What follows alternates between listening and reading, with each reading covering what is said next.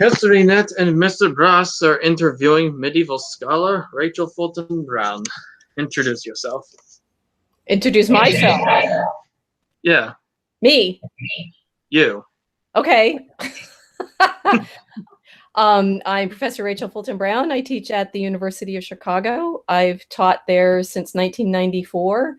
I've written a couple of books on devotion to Christ and the Virgin Mary, and I teach a very wide range of courses in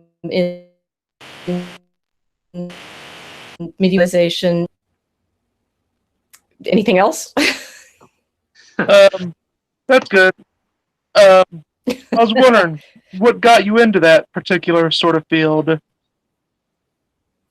You never ask a scholar that unless you want like several hours worth of answers. So, which version of you do you want? That I spent third grade in Albuquerque, New Mexico, convinced that there was a castle on top of the mountain outside of like Sandia Peak behind where our playground was.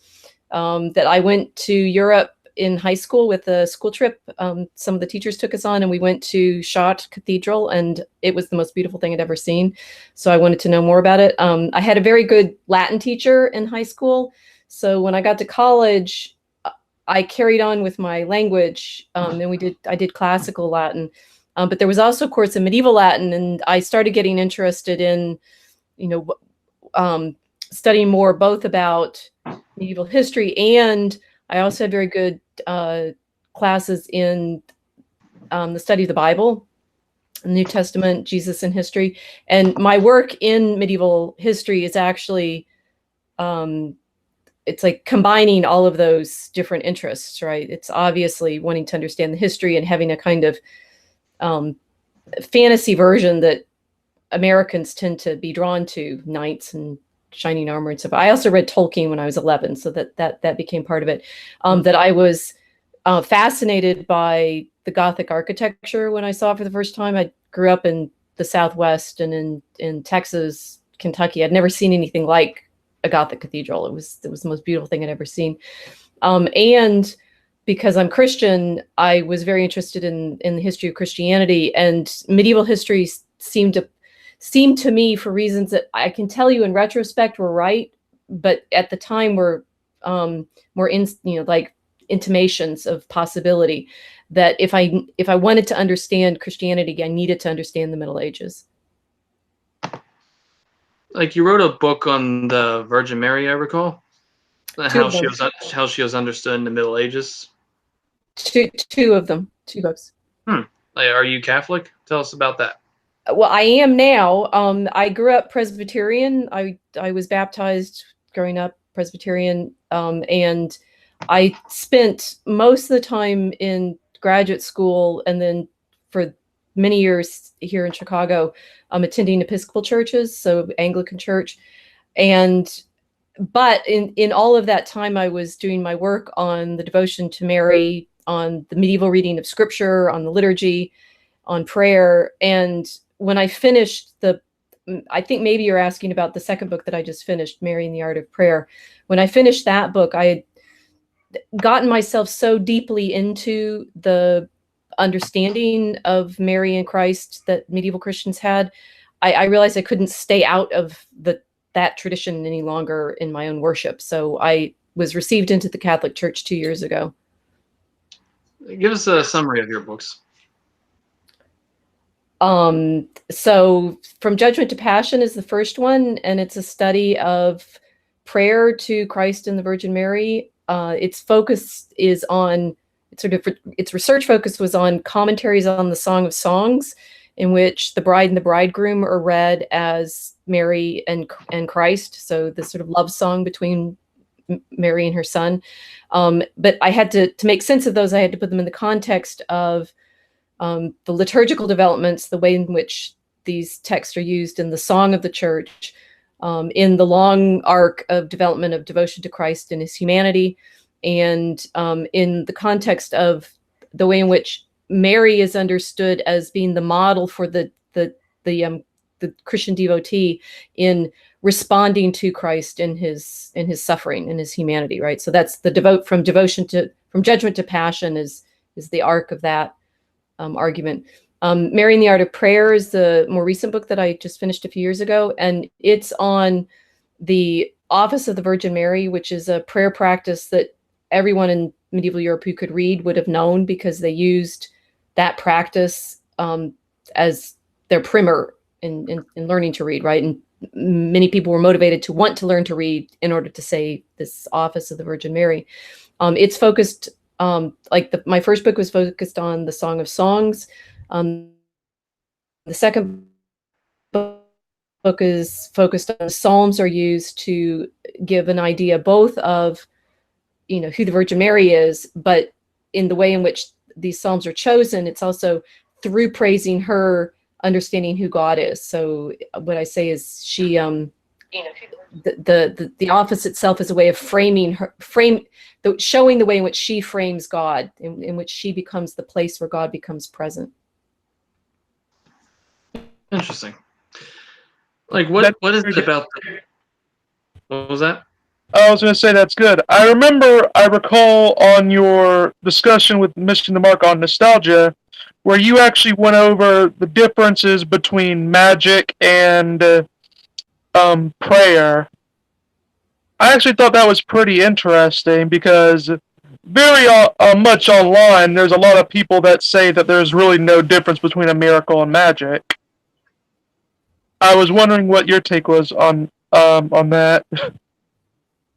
Well, so that difference between magic and prayer has been something I've been thinking about a lot, because Marrying the Art of Prayer it started as an exercise in what's the experience of prayer like. So I gave you my introduction of myself as a scholar, but I'm also a competitive fencer, a sport fencer, and a very beginning fiddler, although I seem to have been doing it forever. That I am very drawn to learning practices, and I seem to be also drawn to learning very difficult practices, things that take you a decade to become at all proficient at.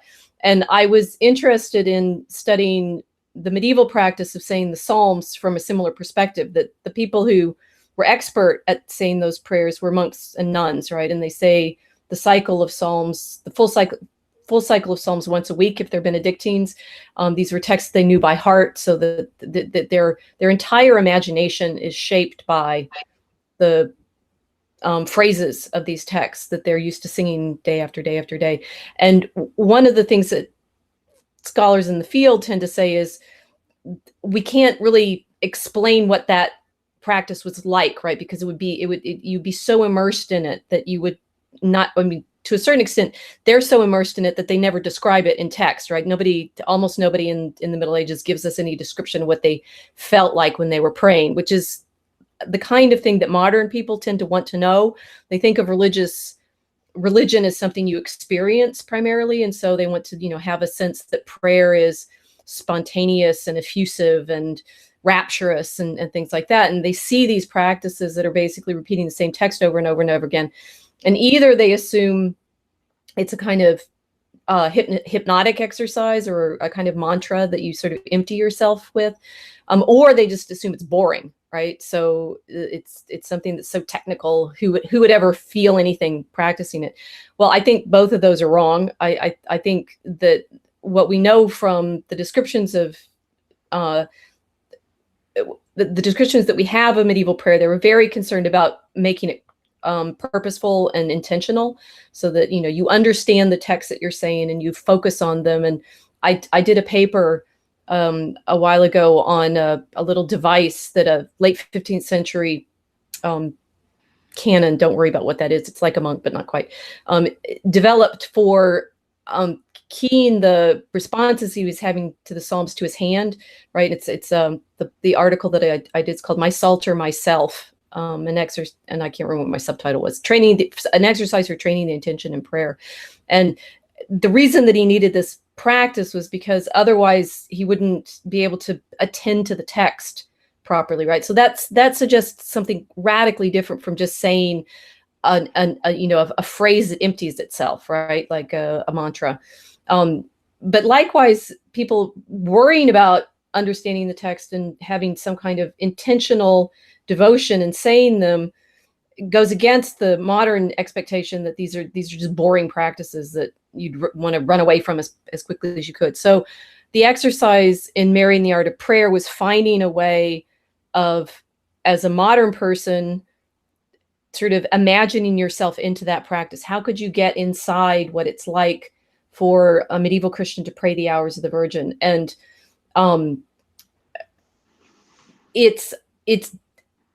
and what I hope in the way I wrote the book is that it helps people sort of imagine themselves into that. You guys still there? Yeah, we're still here.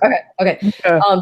And what you what you get to is this sense that prayer shapes your imagination. It shapes your understanding. It shapes your attention. It's a kind of I mean, one way Simon Weil is a great mystic who in the 20th century described, all study as a way of sort of training Christians in prayer, because it's training the attention. It's training you to let yourself be absorbed in something that isn't about you, right? It's like prayer is about speaking to God. It's about describing the divine, about with the Psalms, it's about using the language of the scriptures to describe the Lord.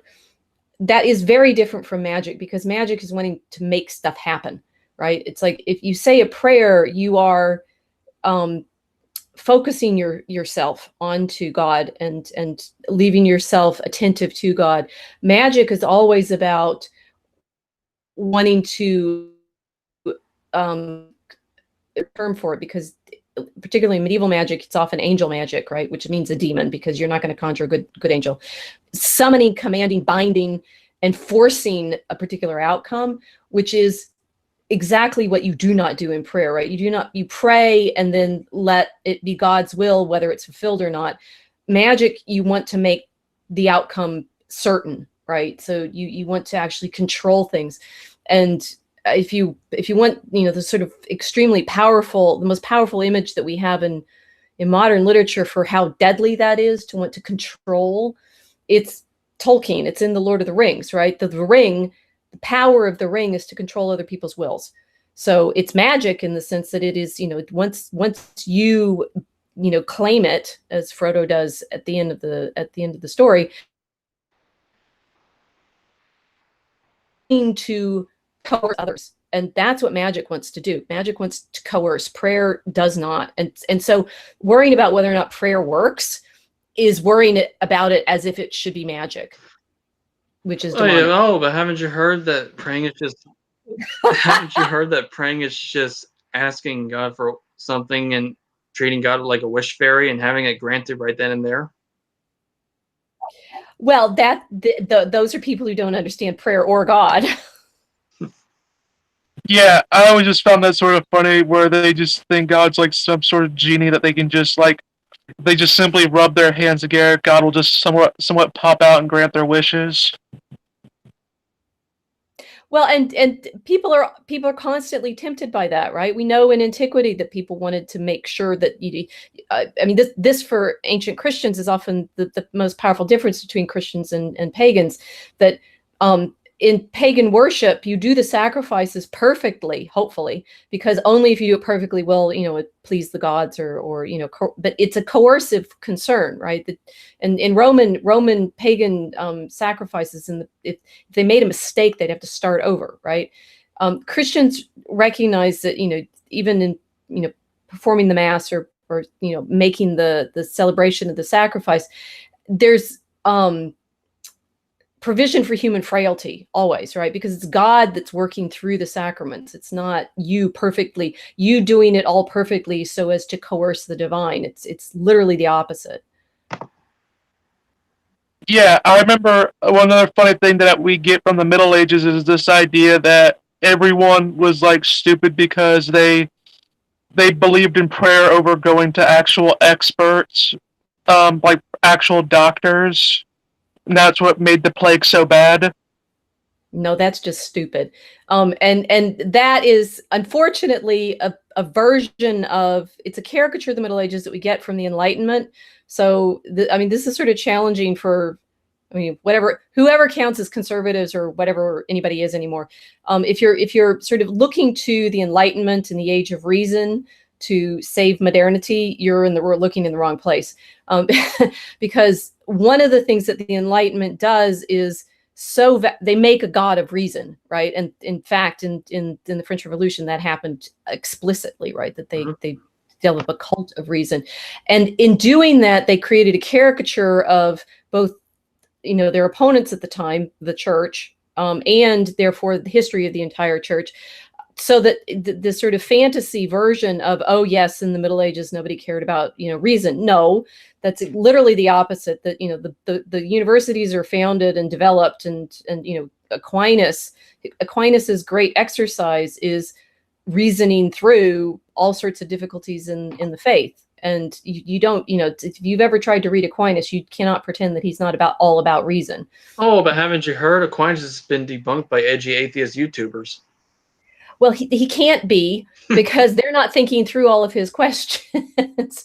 But you had the reason the reason that Europe even survives the plague is that at the time, right? And there's an excellent source collection edited by Rosemary Horrocks called The Black Death, if you actually want all of these details. There's the most important earliest account of plague hitting is by Gabriel de Mussis. He's an Italian, and he's describing how people in 1347-48 understood where the plague come from. And first, they know perfectly well that it was, a disease transmitted through, contact with they don't have quite the idea of infection that we do, but they understood that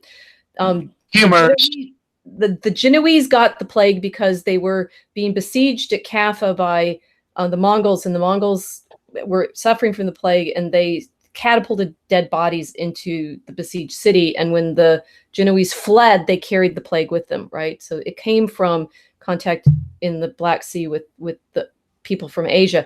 They also knew, the Europeans all knew, that the plague hit everywhere, right? It devastated China just as badly as it did Europe. So if you're going to be making some kind of claim that, medieval medicine was so terrible, you'd have to say the entirety of Eurasia had no medicine. And the other version of woke historiography is, but the Chinese of course had better medicine than the Europeans, and nobody had good enough medicine to deal with the bubonic plague. Yeah, it's kind of like the Justinian plague. It's exactly the same. There's a lot of work that Michael McCormick did on how the Justinianic plague was the bubonic plague, and is probably, historians hate being definite about causes anymore, but was probably part of the reason that everything was so unsettled in the 7th century, because so many people had died. And therefore, when Islam makes its great expansion in the 7th century, it does so in a context in which there's fewer people to deal with it.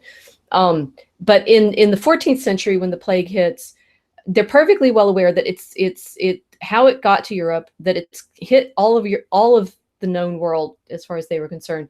They have various natural theories about how they thought it came from maybe earthquakes, which made sense in the sense if you understand the way humors work and the way the atmosphere works. They also have various astrological explanations, which in their terms are completely natural, right? It's like the movement of the planets. They also have ideas about the humors and so forth. The first generation of doctors is all trying to figure it out medically, but there's also a theological argument saying this is for our sins. And what modern caricatures always assume, it's like, well, if they had a theological or divine argument, they didn't use a natural argument. It's like, no, they did all of it. We're the ones that are blinded and nonsensical because we only accept materialist arguments. Well, I mean, just remember this. It was obviously because the Jews poisoned the wells. Well, and the Pope at the time said, absolutely not. Don't. That there's a very important bull that the Pope promulgates in it's in 1349, 1350 thereabouts, saying it's not the Jews, they're dying too. Well, yeah, I mean, because there was, I remember, a problem going around with that, because I mean, if you ever look at many of the major conflicts between Christians and Jews, you always tend to notice a pattern where if where Jews are always in a higher up position, like they're gaining power in some way, and so they're getting some sort of wealth. And then when something bad happens, let's say the plague, or say, I don't know, like the Inquisitions or something like that. Although that didn't You're apply. just skipping around on all this stuff. You want me to debunk every single myth in one episode? Oh no, I mean it's fine. Like I was just saying, it was funny that they were doing all this, and you noticed a pattern where it was, for one, it was religious and partly, but it was also the fact that Jews just tend to be wealthier, and that made the poor people very angry because they were noticing that these richer people that didn't share their customs were not being affected as much as they were. You know, it's much more complicated than that. Yeah, and this is why you don't go to atheist activists for history lessons. Oh my gosh! They will misinform you. Like at best, they will give you half truths, and at worst, they will make you stupid. Yes, and the thing, I mean, one of the very complicated things in thinking about the relationship between Christians and Jews in the Middle Ages is that there are Jews in medieval Europe is because the kings in the church are protecting them, right? So, I mean, you're saying that they have wealth or influence, but I mean, one of the reasons that they're marked out as distinct is because it's like in England, for example, that the Jewish communities come over with the Normans, and they have particular quarters in the towns. They are directly under the king, right? And that's why in 1290 they can be expelled, because they were in fact legally directly under the king. That in other regions they obviously have special quarters in the town. So you can say it always, these things typically go both ways, right? They're both protected and marked out as distinct, and that creates social tensions. Like I like the way you presented the caricature of the so-called Dark Ages on your blog. Like the New Atheist fairy tale of history goes something like this. Once upon a time, there were these great enlightened Greeks and Romans. Then Christianity took over the Roman Empire and destroyed all knowledge, and learning ceased by Europe, and it ceased as Europe plunged into the Dark Ages, where life generally sucked for everybody, until the Renaissance came 1,000 years later, and then the Enlightenment, when the big bad church no longer had any power. Yeah, that's the usual one. But I mean, obviously recognize it's an anti-Catholic argument fundamentally.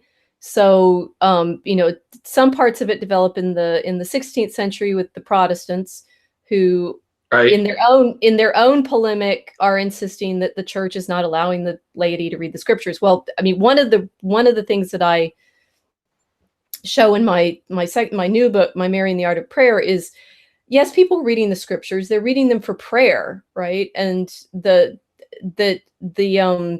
nobody really sat down just with the Bible and read it from cover to cover, like I guess 19th century Protestants thought they ought to. They read it for different purposes. And the text everybody knew was the Psalms, because that is the core of the worship, right? That's the core of the liturgy. It's the divine office.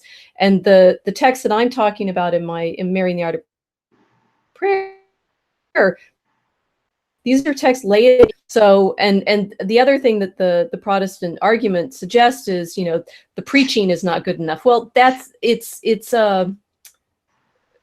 you always have to be wary of these kinds of like professional debates, right? It's like, I can say my colleagues in academia now, they don't know nothing, they don't talk about anything real, they don't say anything. Well, that's not entirely true, right? They obviously are, highly skilled and trained and think, complex and difficult thoughts. I disagree with them, right?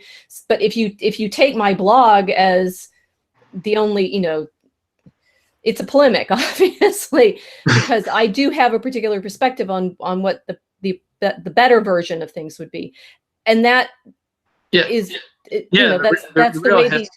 The real history is so much more interesting than the bullshit. So I mean, one of the things I've been trying to do in the blog, and then I have a new course that I've just started doing video lectures for. That's Medieval History 101, the unauthorized version, and I have a website for a blog for that's unauthorized, medieval history blogspot.com. And I talk about how one of the things I want to do in the course is talk through a number of these sort of myths that have built up around our ability to understand how complicated the Middle Ages actually were. I know. I remember what's funny is like I go over the Crusades with some people, and it's like they'll bring up and say, "Oh, religion bad, everything bad." Like they'll say, "Can you tell me the first thing? Like, tell me the year of what the Crusades happened." And you just get like, deer in a headlight sort of look. They don't know anything outside of like what they've been like characters. 1096, folks. Come on. Yeah. Very good.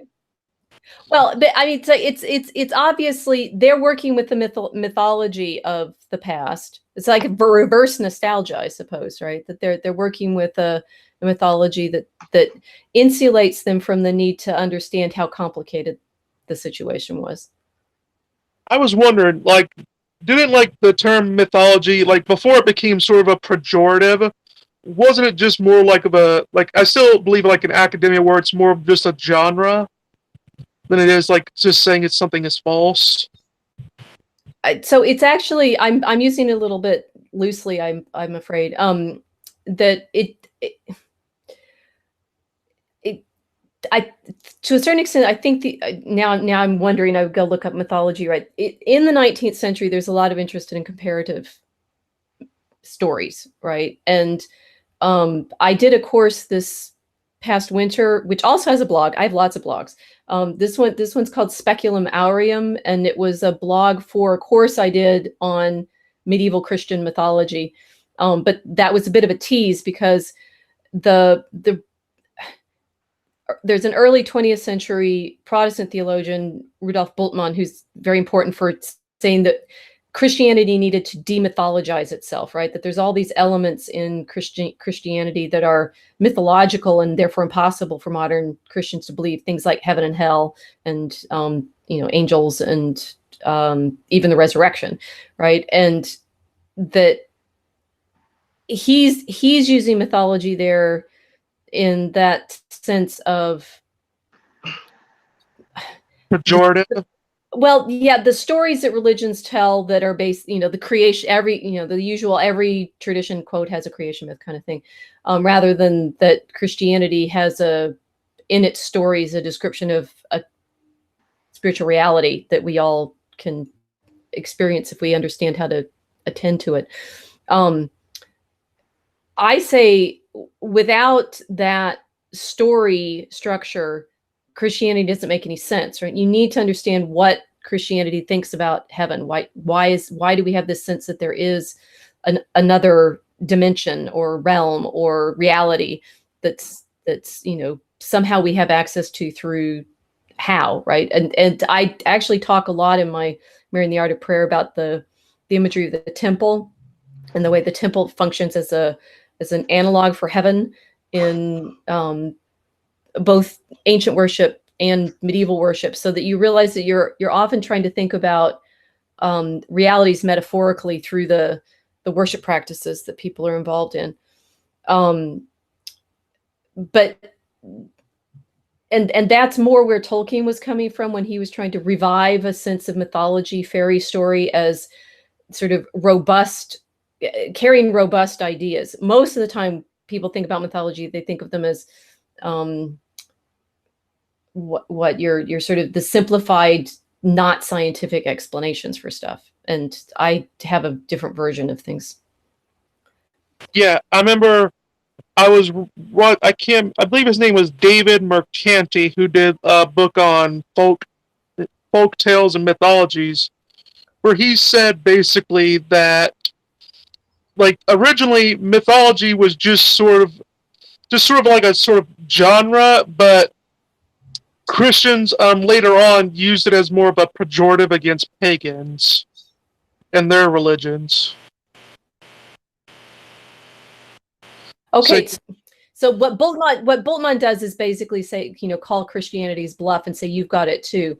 But yes, that the Christianity's gone through a lot of traumas itself in its own sense of the reality of its claims, and it ends up in that situation because it makes this powerful historical claim, right, that God entered into human history.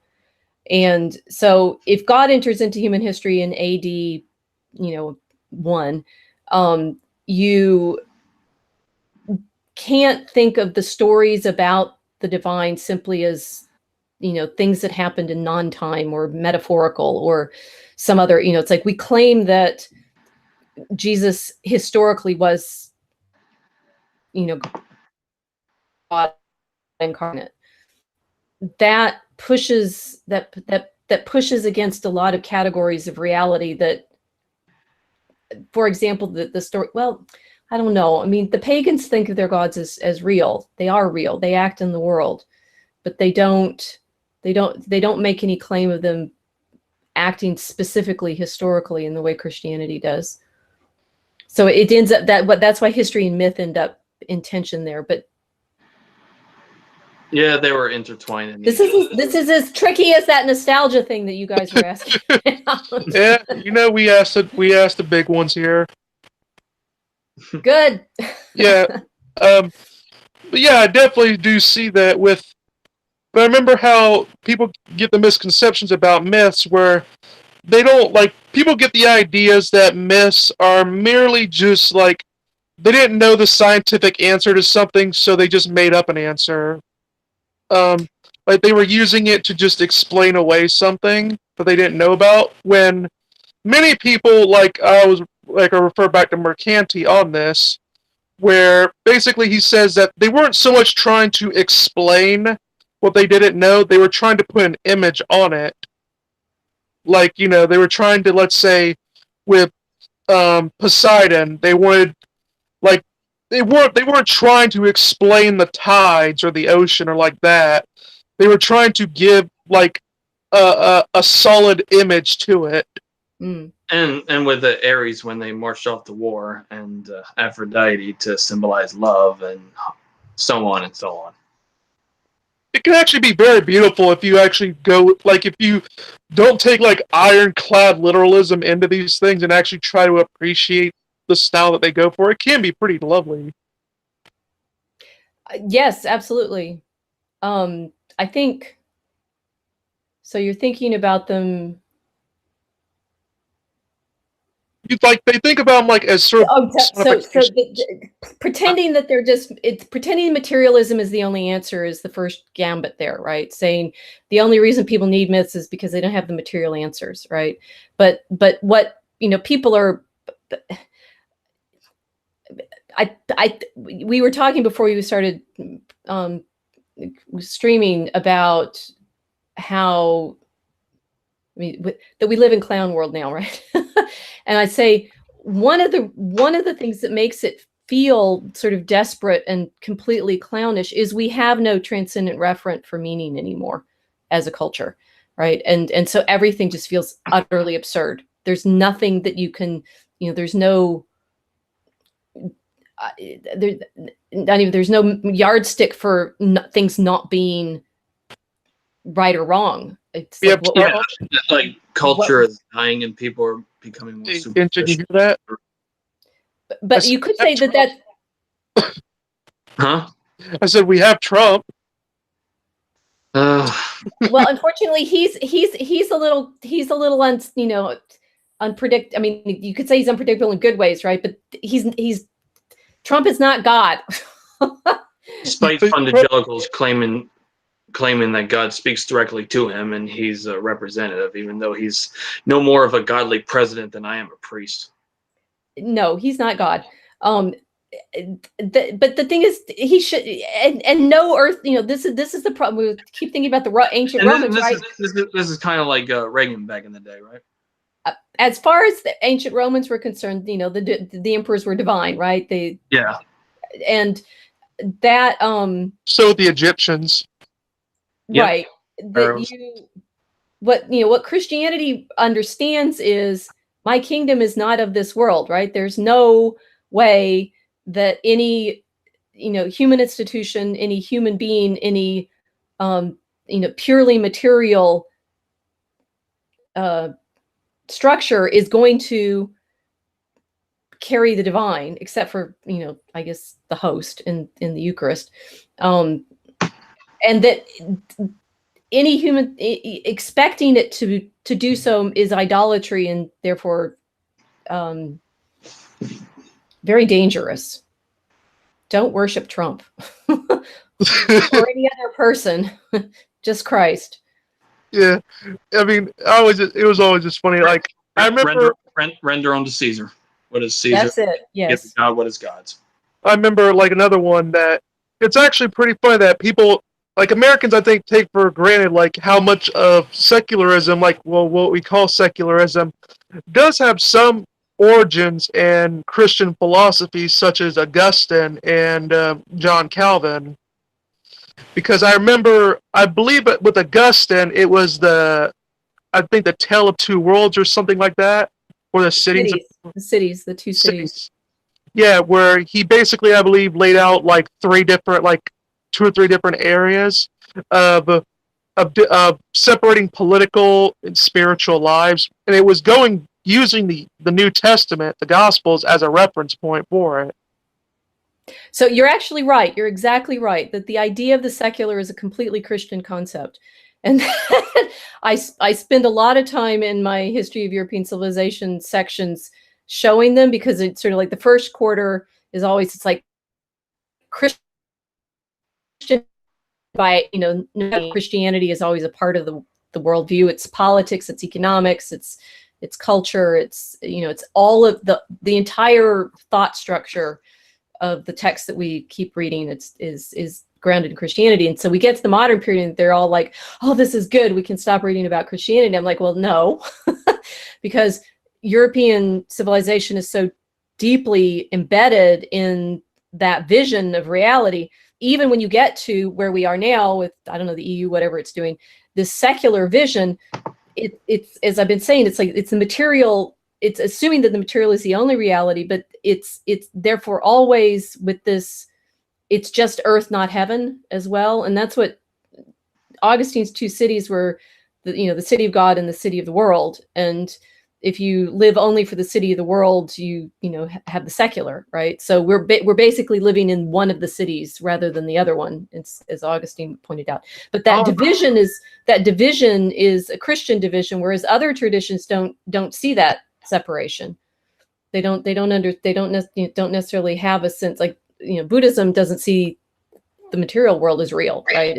It's ultimately Maya, right? It's all an illusion. It's all an illusion. And Islam doesn't see a separation between, the law of the secular law and the religious law. There's only one law. Why would you have, secular civic rules that aren't also actually divinely ordained?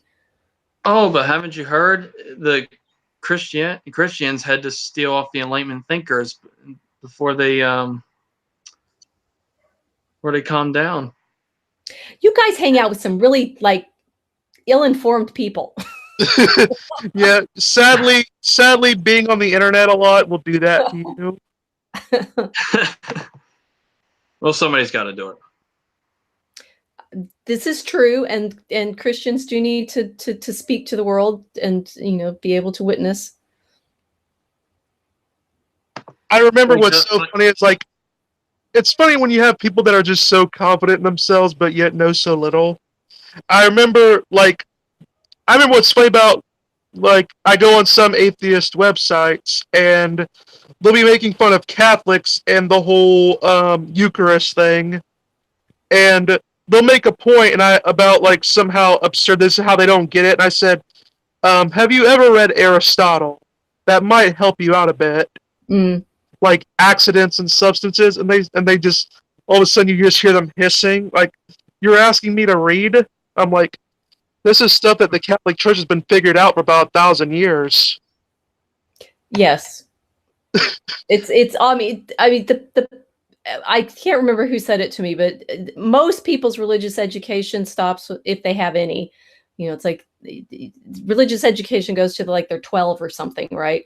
And so they have a 12, it's like anything else that you knew when you were 12, are you convinced that that level of sophistication is what you'd want to carry into the rest of your life? I mean, what were you when you were, prepubescent? And so they'll have a child's understanding of religion and an adult's understanding of everything else, and therefore think religion is childish. It's like, no, it's as if you only ever read children's books and you never read anything more mature.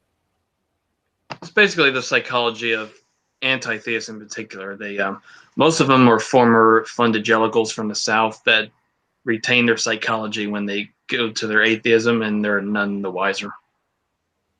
So I've heard that. I don't have that much experience with evangelicals of that sort, although I grew up in the South and in the Southwest. And of course, it frustrates me to hear what they describe, because of course, it's not, as far as I know it, a very deeply rooted sense of Christianity. Like Christians worship a sky daddy that was invented by Bronze Age sheep herders. Goat herders. Yeah, sheep and goats, and the sky fairy. I've heard that the sky fairy is the appropriate word. So yeah, us and our sky fairy, right? Well, I mean, what's funny is about this is like they always get it completely wrong. I'm like, they'll say it came from Bronze Age goat herders. I'm saying, even if it did, I mean, you do realize a lot of smart people herded goats, right? Yeah, see if they can go tame a goat. Please demonstrate how you're smarter than a goat herder.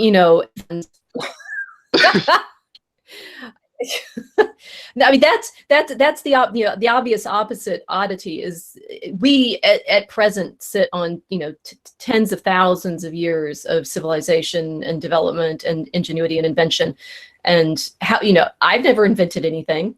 Have you? What have you? We've invented, maybe I've invented a few. I'm not sure I've invented anything, and the sense that we are now all cleverer than the people in the past. No, we are beneficiaries of their invention. Like because you got an iPhone or an Android? Yeah. I mean, obviously there are people alive now who are inventing things, but most of us don't invent anything. And to be not to understand. I mean, this is the image of the ages is, you imagine everyone living in mud huts. It's like, yeah. Have you been to Chartres? Have you seen the cathedral? Do you know what it took to build those by hand? Well, following the collapse of the Roman empires, they did kind of live in mud huts in the ruins of what were once great Roman cities. Well, yes and no. I mean, it depends on where they were, obviously, and it's still, you see, say think about the jewelry that we have from what is even called the Dark Age. That's a fairly, like the Sutton Hoo burial. It's a fairly intense level of sophistication of artistry. Or the Book of Kells, right? The manuscripts that are made in that period. That it's the same period in which you're developing, Carolingian law and commentaries on scripture. All of this, they're very, very smart people who have records of things that we can study. There's small populations, which is true. There's been terrible disruption of the economic structure and so forth. But to assume that people are simply stupid then is it's a character. The hubris of living. I remember what was funny is that, like, I remember we went on Gothic cathedrals, but what's funny is that the term Gothic was actually originally an insult to the buildings, because they're deplorables. Yeah, it's funny. It's always funny when I mention people that, because a lot of people don't remember that. It's like, I believe it was during the Renaissance with the humanists where they called it Gothic because it wasn't like it wasn't like the ancient Greece buildings and how they did it. Now I'm not exactly sure. I think it may be a little later than that, but yes, they're comparing. They think of what we now call Romanesque is better, right? Because they think it's more nearly to the classical models, and they don't like the more recent architecture. But compare anything any church made either in the Romanesque period or the Gothic period or the Baroque period to stuff now. We're proud of ourselves now architecturally. Like, why do you think it is it's laughable? Why do you think it is that most people barely ever hear about the Holy Roman Empire or the Byzantine Empire, which shined rather brightly compared to the so-called darkness of medieval Europe? Well, in part because we are Anglophone, and so the stories that the most English-speaking people tell tend to be focused on England, and it was not part of the empire. It was part of the Roman Empire, and there were Romans in Britain, but England was never part of the Holy Roman Empire. It had obviously marriage relationships between the royal families, but partly it's because it's. I mean, we don't get enough history of even medieval England in the United States education now, but to a certain extent because the political tradition that we are educated into isn't part of those. Yeah. Well, I mean, yeah, the level of historian knowledge in the United States is laughable. I think I heard one poll where they said they pulled 100 people and 40% of them didn't even know who the first president of the United States was. That's awful. That's just awful. We will lose our nation if we lose our history. That was the theme of the most recent episode I did for my unauthorized course. Although you have to subscribe to that channel to get it. So, but they're definitely worth it. And I have the study guide, so you can do more reading. Send a link in the the group chat. It's the blog for it is unauthorizedmedievalhistory.blogspot.com. Oh, all right. Just all one word .blogspot.com. Unauthorized medieval history, and the episode that I just recorded this week is on Bede and his history of the English, and what's important about it is showing the way in which he, writing the history of the English, in effect overwrites the history of the Britons to make them not significant, and they sort of vanish from our historical imagination of England. And it's to a large extent Bede's doing in his narration, but it's also the reality of what happened when the Anglo-Saxons conquered the island. Yeah. So invasion can wipe out an entire narrative. And then Geoffrey of Monmouth tries to write the history of the kings of Britain. That's when he sort of invents King Arthur as the main character, and it's trying to recover a sense of dignity and nobility of this previous people's history over against the English who have now been conquered by the Normans. So the way that you lose sense of your own which people you belong to as the histories change is very important. So if we're not teaching students who the presidents were, basically, we'll lose that government. Yeah, I mean, what's funny is whenever you say the Normans, I always keep thinking you're saying the Mormons. Normans. No, French Vikings. I said, wait a minute, the Mormons conquered people? Normans. I thought the only place that Mormons conquered was Utah. And for this, everybody should remember that 1066. The descendants of French Vikings, if I remember. Yes. When you say invented King Arthur, you mean compiled him as a character based on numerous figures like Maximius and Artorius Castus and no, invented. Ambrosius. The problem is he claims in the beginning to have been given an old manuscript, right? But as far as there being a King Arthur, Geoffrey's is the first account that we have, and so the exercise of trying to figure out who he could have been talking about, or Ambrosius or Aurelianus or something like that. That the problem is the story that we have is the one that Geoffrey told, and this isn't in my episode that in the 12th century, in his own day, he has other historians, including William of Newborough, who's writing in York, or near York, saying he made it all up because it's not in Bede, right?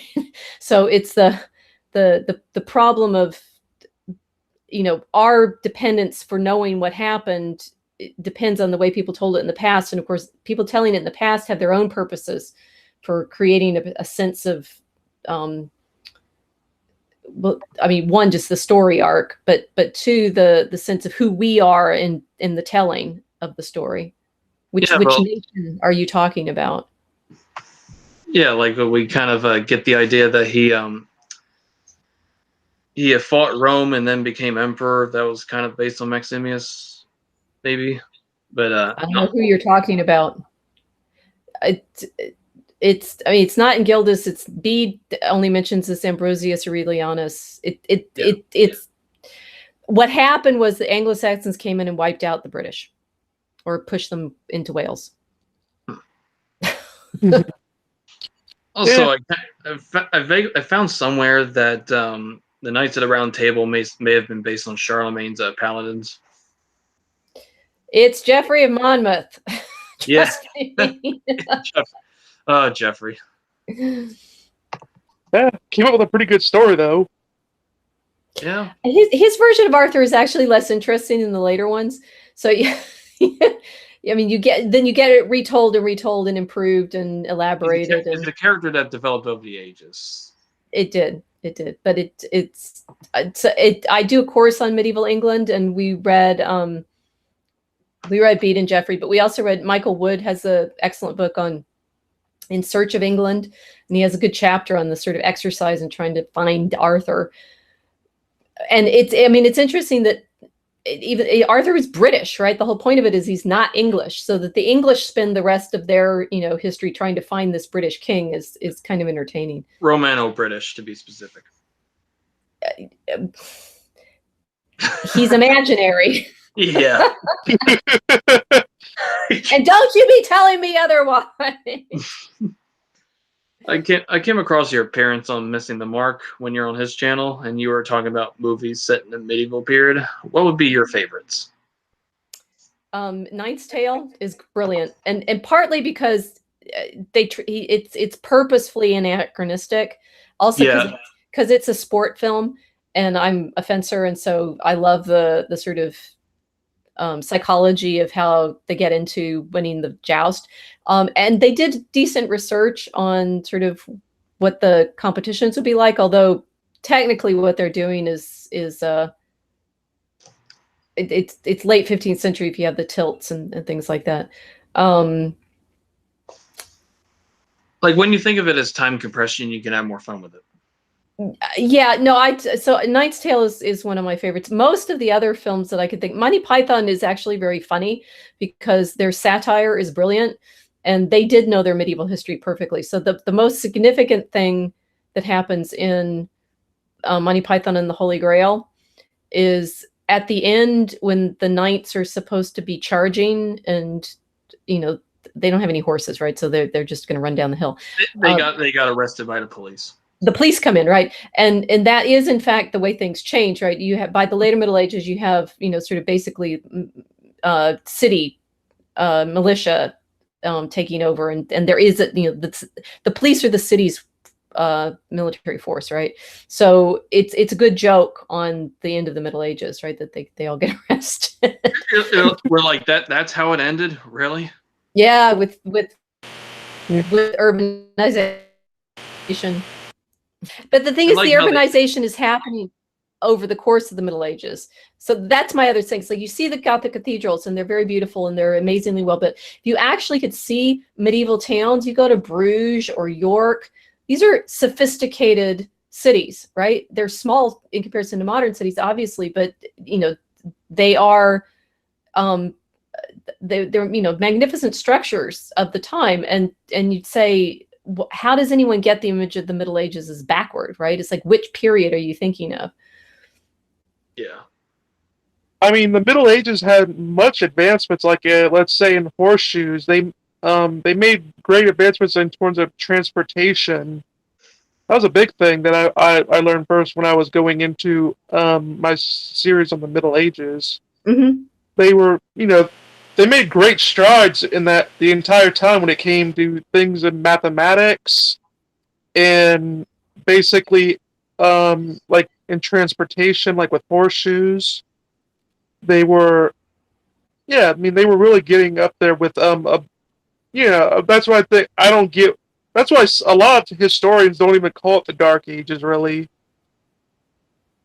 No, I mean, and the thing is, so there's a big fight, as you all may know, going on in medieval studies for what the Middle Ages are, and it's, I mean, it's a pejorative term, right? It's the middle between antiquity and modernity, and it's considered a period because it's the one that the Protestants didn't want.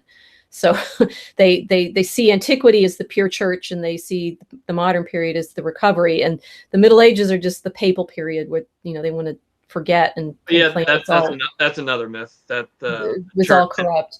The church didn't really have much power until later.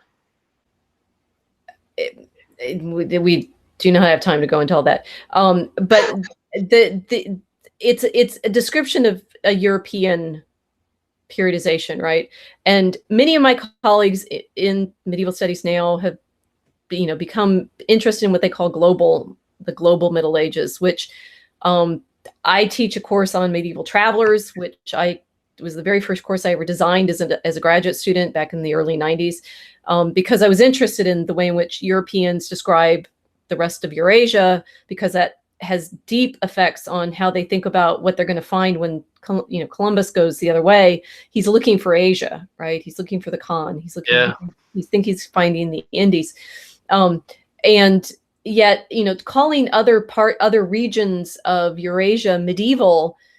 Well, like they're middle to what? Are you? It's like, are you going to tell the Chinese that they had the Middle Ages too? It's a sort of, it's like I study the Middle Ages in the sense that I study the history of Christianity, right? As far as I'm concerned, if you're studying the history of the 12th century in all of Eurasia, you're obviously crossing a lot of different sub-periodizations in different regional histories. It's a sort of convenience, and it's imposing a European periodization if you want to look at it that way. Yeah, I'm actually myself, for a series I'm working on, I'm getting into the Enlightenment. Mm-hmm. And, I got this new book. I'm actually on the second chapter. It's called The Enlightenment by Duranda Outram. I think it's also pretty good when it comes to, like, because I believe with people like Steven Pinker and a lot of atheists, they're really glorifying the Enlightenment, and they're not willing to see any of the bad sides of the Enlightenment. Which, like, for example, when you look at the Holocaust, for example, although of course there is many factors that go into that, I mean, it can't be denied that there is some Enlightenment philosophies that go on in there, because this is Germany. The Enlightenment never really interested me that much. The Renaissance is far more exciting. I'm now bored, but I'm bored by both of you. And the scientific revolution. Good grief.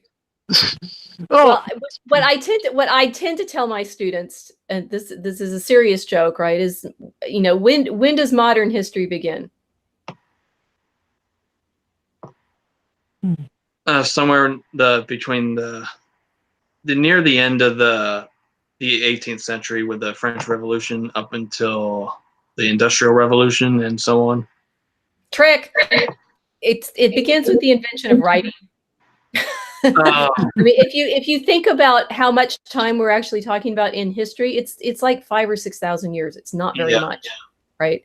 So the modern historians are telling the history of 200 years. You cannot understand what happened in those 200 years if you don't understand everything that came before, right? So ideally, at some point, you do both very, obviously history at the level of an event can be in a few years or a few months.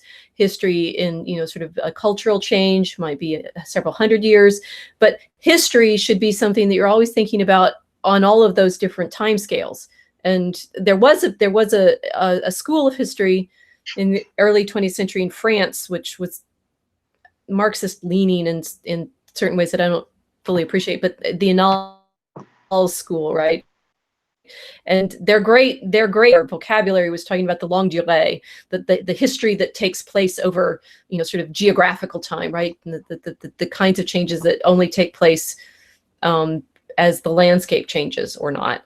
But since, all of human history has taken place in, since the last ice age, right? Yeah, rather a short timing compared to the 200,000 years humans have evolved. Exactly. So that we obsess on, oh, right, we became modern 100 years ago. It's like, okay, certain structures that we live with are relatively new. Some other structures that we live with, institutional or political or linguistic, are somewhat older. Others are even older. Some of them are 2,000 years old. For example, our church.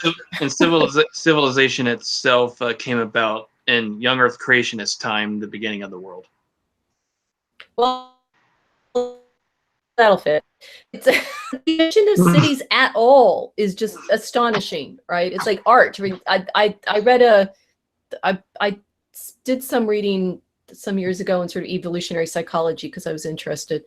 And there was one book that was quite thoughtful. I don't know how practical it was in its theorizing, but just on the invention of art out of nothing, right? It's like, at what point did some human being make art? And it was Stephen Mython who was the author. And I was saying, this is actually, it's like, this is a huge thing. I've got, the manuscripts and cathedral and 15th century altarpiece, devotional image. These are, if you're arguing over how well crafted this is, you have to get from the Venus of Willendorf to that in a very short amount of time. Yeah, but you have to get to the Venus of Willendorf at all, which is astonishing.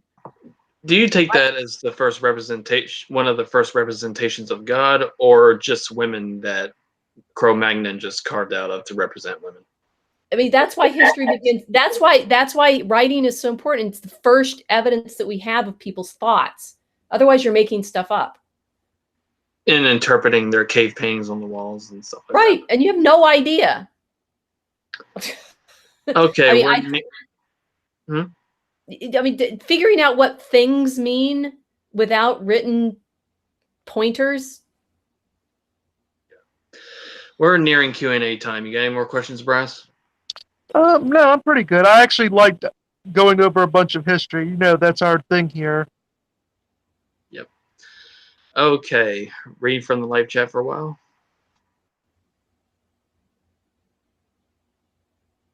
Utopia Buster asks, isn't there research linking meditation to prayer? That's too general a question to answer meaningfully. Get him to elaborate. Well, he says, isn't there research linking meditation to prayer? But that's yes. I mean, okay. So Guido the Carthusian, writing in the 12th century, has a sequence of activities that we usually point to as typical of medieval monasticism. You go from reading, Lectio. Sorry, now I've forgotten which one's which. Prayer is in there. Contemplatio, reading. Now I don't remember which order they come in. In medieval monastic understanding, contemplation is the highest, right? And so if he means by that meditation, then prayer is a step towards that, right? That in prayer, you're lifting the mind to God so as to be ultimately end up in contemplation. And as far as medieval monks were concerned, that you use reading to start. It's like you read the scriptures and you meditate on them. So it's Lectio, Meditatio, Oratio, Contemplatio. I'm going to be embarrassed because I've forgotten. That it's in medieval monastic practice, it's understood that there's a stepwise relationship, and that Oratio is not necessarily the end point. I don't know whether that's what he meant. Oh, UFO Talks asks, has Rachel Fulton Brown read historyforatheists.com? I love that blog. Nope. It's by an atheist that debunks atheist activists on their bad history. Okay. Everything from the Dark Ages to the Jesus never existing crap. Think of how much to like there. Well, I mean, You just got to remember, obviously, Jesus was just an amalgamation of pagan deities. Like King Arthur and Robin Hood. Oh god! I remember. Any more you got any more questions with that engine? Let's see. S.J. Thomason asks, does she think Christianity was a net positive on people? Oh, yes. There's an excellent book that one of my friends, Jim Papandrea, just published on how Christianity saved civilization and can do so again. And he and his co-author, Mike Aquilea, point out that without Christianity, you don't have the sense of the dignity of the individual. You don't have families considered, I mean, the nuclear family as anything, but families as a place in which women. A very interesting chapter on the way in which you have to contrast pagan antiquity with Christianity, because Christianity is what drove out paganism. That in the Roman world, never mind partial birth abortion that we are arguing about right now. It's like the baby would be born and be placed on the ground. If the father doesn't pick it up, it's thrown on the dung heap, literally. And often girls were thrown away that way. So the valuing of both women and children is a direct result of Christianity. So they became Democrats. What? So the pagans would have been Democrats. Yeah, the Democrats basically are behaving like Roman pagans. Yes, that as we talked about before with the divinized emperors, that the Romans don't have any sense the God or the law or anything else, right? It's like the emperor is divine; he's the law, and that the Christians have that sense that even the emperor has to be answerable to the bishop or to penance or to correction is extremely important. That they also talk about this image of God as love, that there is like a positive sort of force in caring for us and giving people hope. Christianity survives not because it overpowers pagan antiquity, but because it inspired people and gave them meaning. Yeah, basically, Caesars and pharaohs had the divine right, so to say, to do whatever they want, whereas the medieval kings, the popes, the czars, all of them had to answer to God. Right. Which, I mean, it's good. I remember that people do get sort of confused about the idea of heresy, where they think a heresy was just a false belief. Although that's not really correct, because, like, at least in medieval times, in order for something to be classified as a heresy, for one, it would have to be a false belief, and it would have to be one that you continue to try to spread even after being corrected on it. Yes. And so, I mean, it wasn't just merely having a false belief. Usually, during that time, like, since people were generally illiterate and they didn't, like, they came to false beliefs just naturally, that was just sort of what they picked up. Generally, no, don't go there. The clergy throughout the Middle Ages is very concerned with educating the laity, right? So literacy is not the primary problem there. I mean, the heresy as such, we don't have evidence for until in the West after the great councils and so forth. We don't have any evidence for it until around the 11th century, and it's clergy, people who have literacy, that are some of the primary agents of heresy. So it's not coming from being illiterate.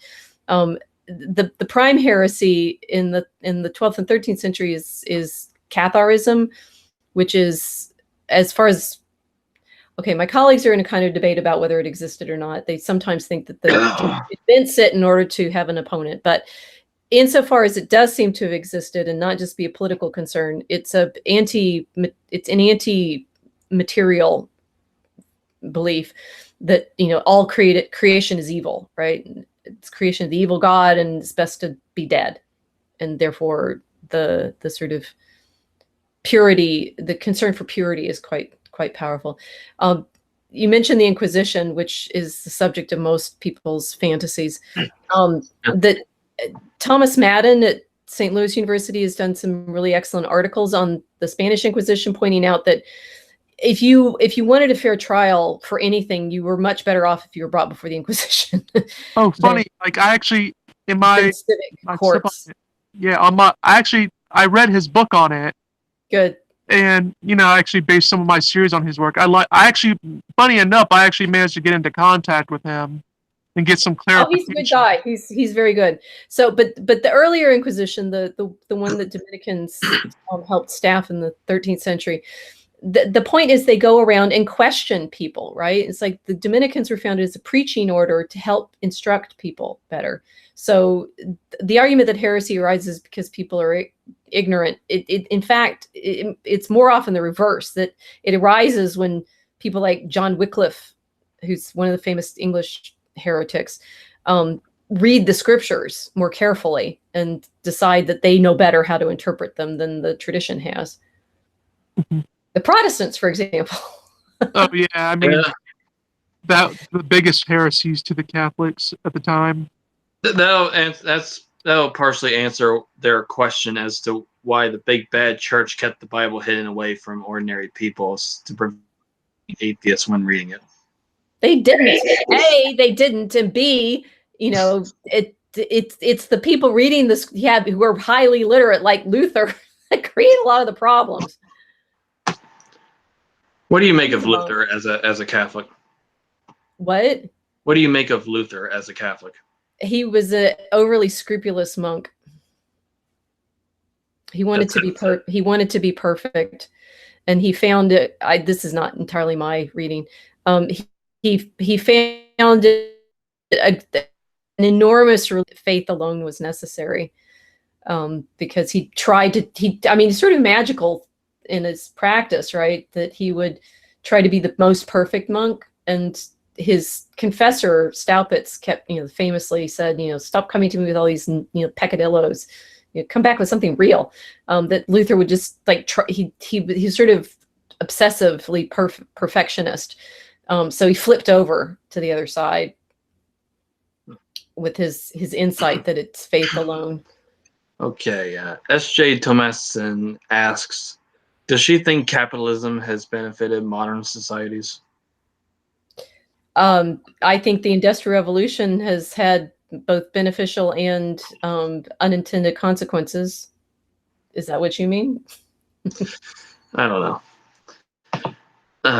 Let's see.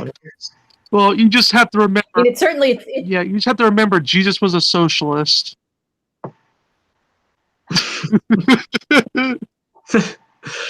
And the most famous. I was just doing some footnoting for something else today, and reminding myself of this. The James Thompson is the most famous version of that. Jesus Christ, our great exemplar, and he claims that what kind of exemplar is. He's writing the late Victorian period. What kind of exemplar is Jesus? He never did anything. He never had a job. He never had a family. He's a bit of a bum. If you know more about Thompson, you're not necessarily as impressed, because Thompson was pretty sort of manic depressive and gloomy himself. Atheists don't seem to end up terrifically happy. I'd say Christians tend to have a lot more joy. And Nietzsche realized, who we love, by the way, he realized the consequences of atheism and went insane. Yeah, at least he was honest about it. Well, there you go.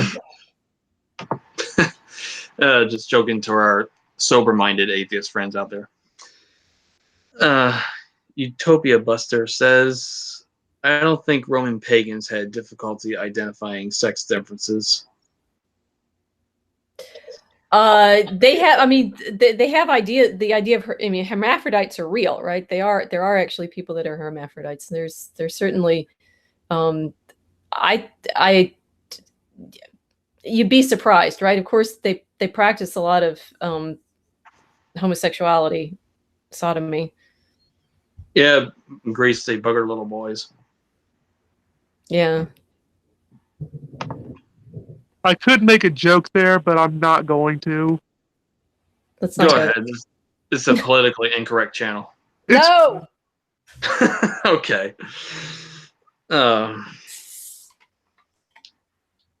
S.J. Thomason says Christians helped found the universities. Yes. And she also says, I really like her. I'd like to ask her to come on my channel too. Craig Send Reed, me the an Christian. email. I was Craig, wondering, Craig did Reed, the Christian response says, yeah, me too. didn't India have sort of like a school system like a university at the time? I'm sorry, ask that again. I was saying, didn't India like have a sort of school system like the universities? I don't know. I don't know what their educational system was like. I mean, they're the Hindu society is very heavily class stratified, right? The castes, and that is different in Europe. The concern was to find the best scholars of the boys, right? And every thanks to various church councils, and particularly Lateran IV, we know that there are provisions made for poor scholars, right, to find the bright young men out of the parishes and send them on up. So one interesting thing about the medieval church is that it's the one. It's not the one. It's a good path for social mobility. Obviously not with families though, because they're not supposed to get married. But I don't know what sort of social effect the universities would have in India. That's the first thing that occurs to me to wonder about, because otherwise I think it's probably the Brahmin. But that's. What do you think, studying medieval period, what do you think was better for medieval Europe than somewhere like China around the same time? Medieval China.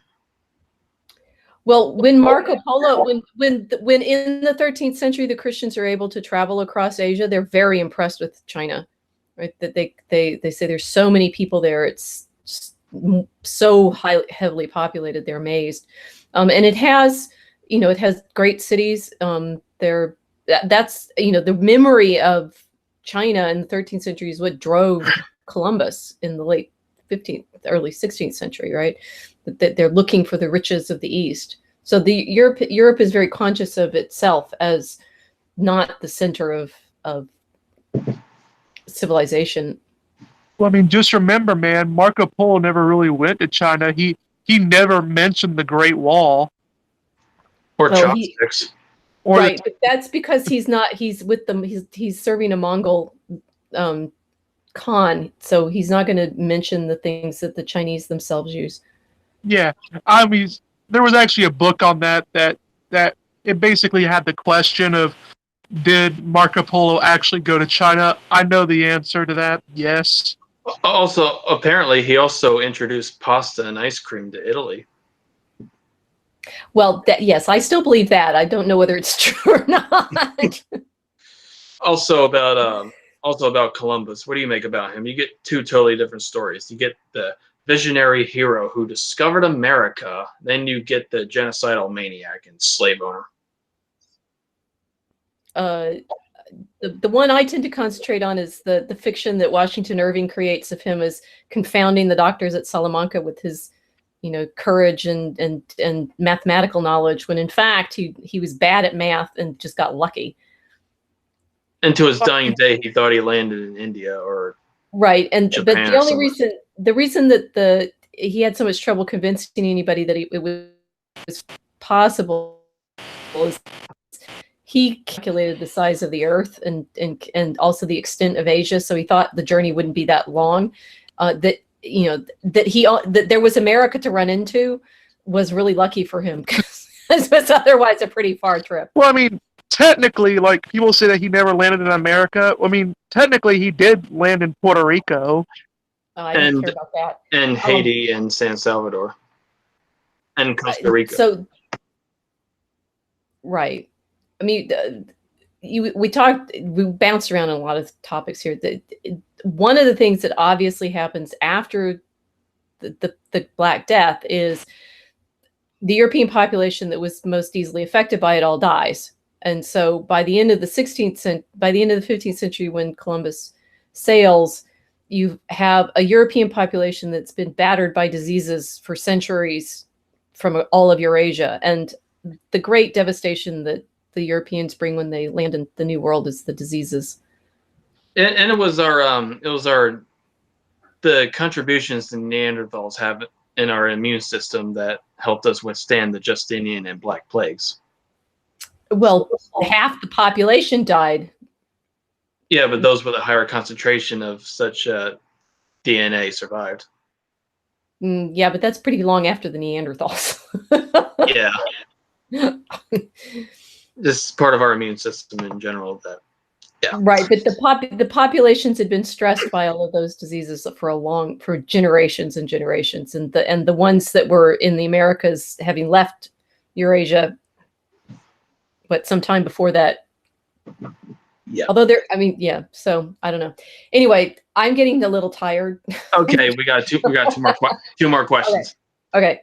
S.J. Thomason asks, can you ask her what she thinks of capitalism? Does she think Christianity and capitalism are compatible?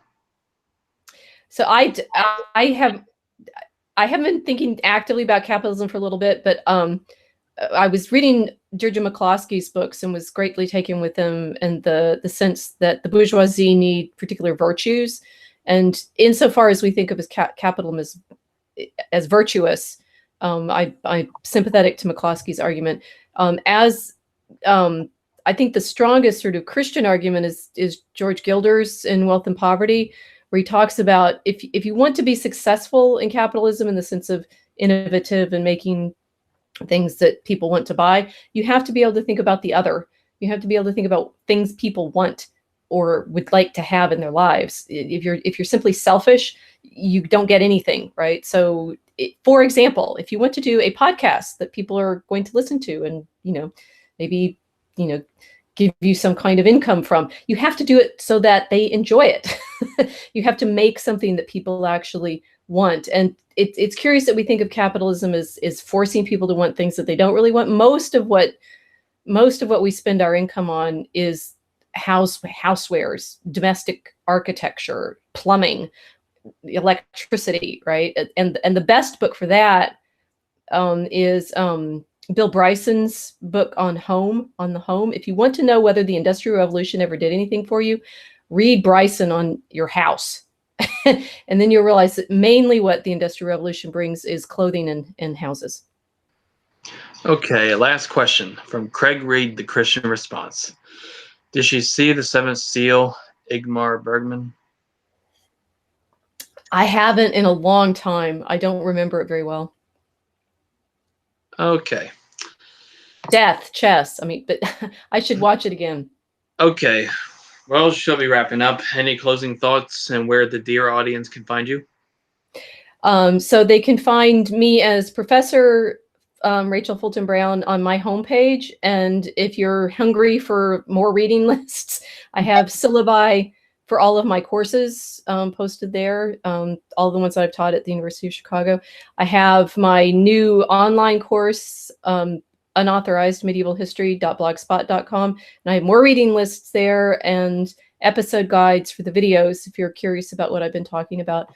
And in my more sort of practical spiritual self, I have my Fencing Bear at Prayer blog, where I've been writing about the culture wars in academia, and of course my good friend Milo. Okay. I failed to bring up in this conversation. Sorry, you'll have to have me back. Okay, this has been Rachel Fulton Brown. Go check her out, check out our books, and see you next time. Thank you.